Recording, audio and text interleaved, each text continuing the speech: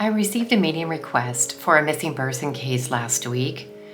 The gentleman's name was Richard McClintic, 59 years old. He was handicapped and nonverbal. He had been missing for anywhere from 2 weeks to a couple of months, and the last person who had seen him was his caretaker. With this information, I connected in, and unfortunately, Richard was in the spirit world. He was with his mother, and he was at peace, and he shared with me what happened. He told me that his caretaker was paid for through the state, and that his caregiver was abusive, and both physically and verbally to him. He also said the caregiver was selling his medication and that his body had been disposed of. And then I just got the word water, and I wrote that down, and it says in or near, and then I have water, but I didn't get a chance at that time to delve into more what that meant.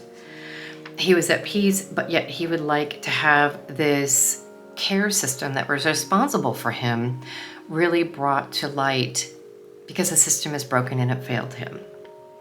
And he told me that his sister-in-law had booked the appointment, and that's who was reaching out to me. So the next morning I met with family, and sure enough, the sister-in-law had booked the appointment. She validated Richard's messages and shared with me additional information about the case. I was able to provide additional intuitive information for her to share with the police department. And 2 days later, the police served a search warrant for the apartment, and they were able to find Richard's remains in the back bathroom of his apartment. So he was in or near water. As of today, the caregiver has been arrested and charged with his murder. And this case was incredibly unusual in that it resolved within a couple of days, whereas many of them take months or years to resolve.